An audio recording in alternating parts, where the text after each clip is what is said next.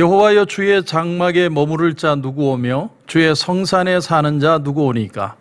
정직하게 행하며 공의를 실천하며 그의 마음에 진실을 말하며 그의 혀로 남을 허물하지 아니하고 그의 이웃에게 악을 행하지 아니하며 그의 이웃을 비방하지 아니하며 그의 눈은 망령된 자를 멸시하며 여호와를 두려워하는 자들을 존대하며 그의 마음에 소원한 것은 해로울지라도 변하지 아니하며 이자를 받으려고 돈을 꾸어주지 아니하며 뇌물을 받고 무지한 자를 해하지 아니하는 자이니 이런 일을 행하는 자는 영원히 흔들리지 아니하리이다. 아멘. 오늘 시편 15편의 주제를 들라고 한다면 하나님의 백성으로 이 세상을 사는 법, 다시 말하면 크리스찬으로 이 세상을 어떻게 살 것인가에 대한 지침, 그 정도로 주제로 잡을 수 있습니다. 우린 거룩한 삶을 산다고 그럴 때 거룩한 폼을 먼저 연상할 때가 많습니다. 뭔가 좀 사람이 무게도 작고 말도 천천히 하고 또 천천히 걷고 이런 어떤 폼을 가지는 것이 거룩한 삶이라고 생각할지 모르지만 성경이 말하는 거룩은 오늘 말씀을 보면 아주 실제적이라는 것을 알 수 있습니다. 아주 실제적으로 프랙티컬하게 거룩한 삶이란 하나님의 백성은 이렇게 사는 것이다 라고 가르친다는 거죠.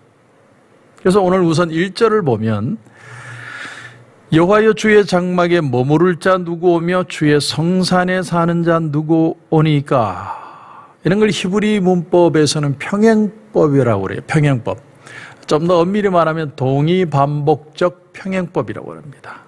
그러니까 우리식으로 쉽게 얘기하면 엇붙이나 매치나 오른쪽 엉덩이나 우측 히프나 그 말이죠. 그런 말을 할 때 동의반복적 평행법이라고 그래요.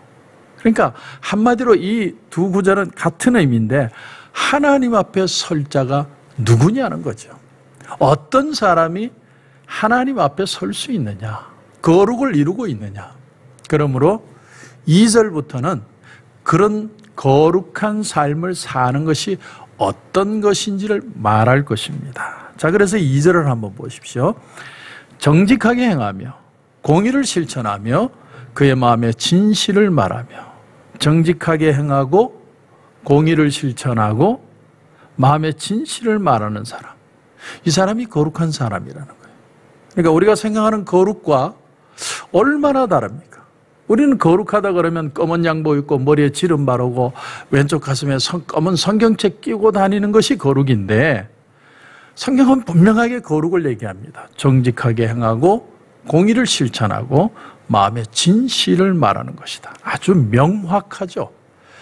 우리 그 한글 사전에 보면 적확하다는 표현이 나옵니다. 적확.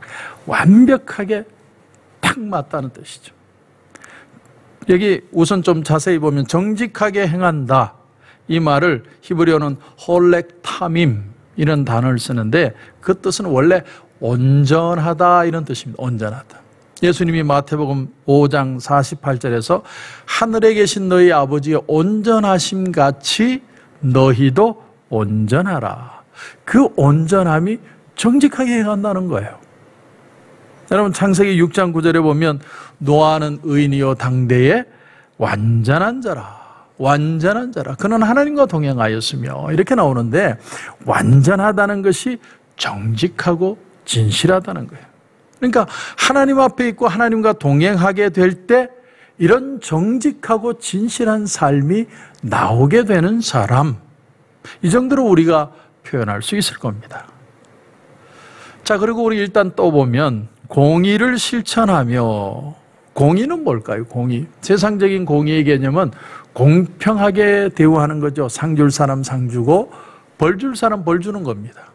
그런데 여기서 공의를 실천한다는 말은 공의로운 하나님의 뜻을 따라 행하는 것, 그게 공의예요. 내게 기준이 있는 것이 아니라 하나님의 기준으로 공의를 이루는 겁니다. 그래서 주님이 뭐라고 얘기합니까? 너희는 먼저 그의 나라와 그의 의를 구하라. 그리하면 이 모든 것을 너희에게 더하시리라. 먼저 하나님의 것, 하나님의 나라를 구하면 하나님께서 공의로우신 하나님께서 거기에 맞는 삶을 살도록 우리에게 축복하신다는 거죠. 그러니까 어떻게 하면 하나님의 뜻을 인정하며 살아갈 것인가, 거기에 공의의 초점이 맞춰져 있는 것이죠. 자, 좀 더 보겠습니다. 마지막 구절. 그의 마음에 진실을 말하며, 진실하다. 이건 원래 뜻이 어떤 뜻이냐면 두 마음을 가지지 않는다, 그런 뜻입니다. 두 마음으로 갈라지지 않는 게 진실이에요. 자, 이렇게 설명을 드리니까 뜻은 이해를 하겠는데 명확하게 잡히지는 않아요. 그래서 성경은요, 굉장히 논리적으로 적혔습니다. 마치 수학 공식 같아요. 그래서 오늘 이 말씀을 명확하게 알려면 2절과 3절을 같이 읽어야 합니다. 자, 제가 다시 한번 보겠습니다. 정직하게 행하며 공의를 실천하며 그의 마음에 진실을 말하며 그의 혀로 남을 허물하지 아니하고 그의 이웃에게 악을 행하지 아니하며 그의 이웃을 비방하지 아니하며. 자, 2절에서 하나님 앞에 사는 자의 삶이란 정직하고 진실하게 하는 사람이고, 그런가 하면 공의로운 하나님 때문에 사람들을, 하나님을 의식하고 대하는 것이고, 그리고 두 마음을 품지 않는 것이다, 이렇게 표현을 했죠.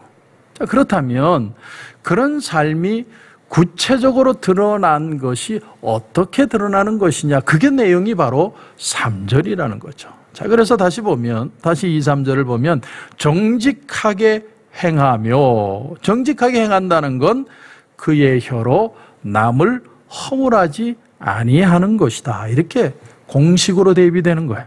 얼마나 명확합니까? 함부로 남에 대해서 허물을 말하지 않는 게 정직하게 행하는 거예요. 왜 그렇게 하는 겁니까? 하나님이 나를 보고 계시기 때문에 함부로 상대방을 험담하지 않는 거예요. 그게 정직하게 행하는 것이라는 거예요. 자, 그러면 똑같은 방식으로 공의를 실천하며, 3절을 보니까 그의 이웃에게 악을 행하지 않는 것이다. 악을 행하지 않는 것이다. 그렇다면 악을 행한다는 게 어떻게 하는 것이냐? 그 답이 5절에 나옵니다. 5절을 보면 이자를 받으려고 돈을 구워주지 않고, 이런 표현이 나옵니다. 신명기 23장 19절 이하에 보면 여기에 대해서 좀 더 자세히 설명을 합니다. 거기는 이렇게 되어 있어요. 형제에게 구웠을 때는, 다시 말하면 같은 민족끼리는 이자를 받지 말고 이방인은 이자를 받아도 된다, 이렇게 표현하고 있어요. 그러니까 내 동족에게는 이익을 받을 생각을 하지 말고 주라는 거예요. 그런데 고대 근동 아시아에서 돈을 빌려줄 때 사실은요, 엄청난 이자를 붙였다고 그래요. 그래서 고대 유물들이 발굴이 되면 뭐 비석도 발굴되고 함무라비 법전도 발굴이 됐죠.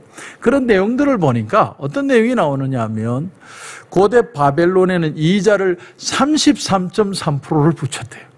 그런가 하면 아시리아라는 나라는 50%까지 이자를 붙였다는 거예요. 완전히 고리대금이죠. 고리대금입니다. 우리가 공의로운 삶, 거룩한 삶을 산다는 건 형제에게 이득을 얻기 위해서 이자를 붙여도 안 될 뿐 아니라 고리대금하지 말라는 거예요. 그게 공의로운 삶이다. 얼마나 실제적이죠. 얼마나 실제적으로. 그러니까 우리가 하나님의 말씀을 정말 가까이 보고 정확하게 해석하지 않아서 그렇지, 말씀을 가까이 대하면 사람은 변할 수밖에 없어요. 그게 하나님의 말씀이라는 거예요. 그런가 하면 그의 마음에 진실을 말하며, 자, 진실을 말한다는 걸 3절에 다시 보니까 그의 이웃을 비방하지 않는 것이다. 아주 명확하게 얘기하죠. 나쁘게 말하지 않는 것이라는, 오히려 좋게 말하고 가능성을 말해주는 것. 그게 바로 마음의 진실을 말하는 것이다. 우리가 정말 하나님의 말씀대로 산다는 건 이렇게 사는 것이다. 이게 거룩한 삶이다 라고 우리에게 정의해 주는 겁니다. 사사기에 보면 자란 환경과 처한 형편은 참 비슷한데 그 두 사람의 결론이 달라진 두 인물이 나옵니다. 한 사람은 사사기 9장에 나오는 아비멜렉이라는 사람이고, 한 사람은 사사기 11장에 나오는 입다라는 사람입니다. 이 두 사람은 다 서자입니다. 아버지는 이스라엘 사람인데 어머니 신부는 둘 다 좋지를 못했습니다. 홍길동전에 나오는 홍길동하고 똑같은 거예요. 소자예요. 아비멜렉의 어머니는 이방인이고 입다의 어머니는 창녀였습니다. 그래서 어릴 때부터 이복 형제들의 구박을 받고 자란 거예요. 그래서 어쩔 수 없이 이 둘은 다 집을 떠나게 됩니다. 그런데 이런 형편 속에서 한 사람은 복수의 칼을 갈았고 한 사람은 오히려 그들을 버린 형제들을 버리지 않고 그들을 구원하는 사람이 됩니다. 자, 형제를 버린 사람은 아비멜렉이죠. 바로 그 자기 이복 형제 70명을 한 바위에서 다 죽입니다. 바로 기드온의 아들들입니다. 세상이 나를 버렸다는 그 상처에 악을 품고 내가 칼로 그들을 다스리리라. 근데 그렇게 해서 진멸을 해서 자기가 모든 걸 잡았는데 그의 인생의 말년이 어떻게 됩니까? 같이 연합해서 일어났던 세겜 족속이, 세겜 사람들이 자기들을 알아주지 않는다고 불만을 일으켜서 구테타를 일으킵니다. 그래서 그들을 진압하기 위해서 갔다가 성 위에서 어떤 여인이 맷돌 윗짝을 던졌는데 정확하게 머리에 맞아서 두개골이 쪼개져서 비참하게 죽습니다. 악은 스스로 자멸한다는 거예요. 그런가 하면 입다. 그는 아비멜렉처럼 똑같이 세상의 상처를 많이 받았던 사람이에요. 근데 나라의 위기가 찾아왔는데 장로들이 입다에게 찾아왔습니다. 나라를 구해달라고. 그때 이 입다가 이런 대답을 하죠. 너희가 전에 나를 미워해서 내 아버지 집에서 쫓아내놓고 왜 이제는 너희가 환난을 당했다고 나를 찾느냐. 이 입다도 자기의 섭섭함을 표현을 했습니다. 그런데 그 다음이 중요합니다. 뭐라고 입다가 얘기를 하냐면 하나님이 나와 함께 하시면 내가 너희를 위해 싸우리라. 이게 놀라운 거예요. 하나님 앞에서 사람을 보는 겁니다. 결국 그는 나라를 구하는 위대한 인물이 되게 되죠. 성도 여러분, 이 세상에는 상대적인 것이 있고 절대적인 것이 있습니다. 상대적인 것이라는 건 상대방이 하는 대로 내가 움직이는 거예요. 그러나 절대적이라는 것은 상대가 그럴지라도 나는 이렇게 하는 것을 말합니다. 참 신앙인은 절대적인 신앙, 절대적인 믿음 안에서 내게 맡겨져 있는 일을 감당하는 사람입니다. 오늘 세상이 참 많이 변합니다. 여러분, 세상에 많은 흉흉한 소식들이 들립니다. 그러나 우리는 하나님의 기준에서 사람을 볼 줄 알아야 됩니다. 하나님의 잣대를 가지고 세상을 보는 거예요. 하나님의 말씀을 가지고 세상의 소리를 보는 겁니다. 그리고 그 속에서 남을 칭찬해주고 내가 하나님을 두려워하고 사람을 대하고 비방하지 않고 살아간다면 우리는 이 세상에 거룩을 이루는 것입니다. 그런 은혜가 저와 여러분 가운데 넘치시길 주님의 이름으로 축원합니다. 기도드리겠습니다. 하나님 은혜를 감사합니다. 오늘 이 새벽에 우리가 어떻게 사는 것이 참 하나님의 거룩을 이루는 일인가를 우리가 배웠습니다. 하나님, 남을 칭찬해주고 이웃에게 해를 끼치지 않고 비방하지 않고 참 하나님의 은혜 안에서 사람들을 바라볼 수 있는 그런 축복된 삶이 되게 하여 주옵소서. 그래서 어떤 시련의 바람, 어떤 세상의 흉흉한 소식이 들려도 하나님의 말씀을 가지고 우리의 마음을 든든하게 붙들고 갈 수 있는 그런 진짜 신앙인들이 다 되게 하여 주옵소서. 오늘도 주님 기도하는 가운데 큰 은혜 주실 줄 믿고 예수님의 이름으로 기도드립니다. 아멘.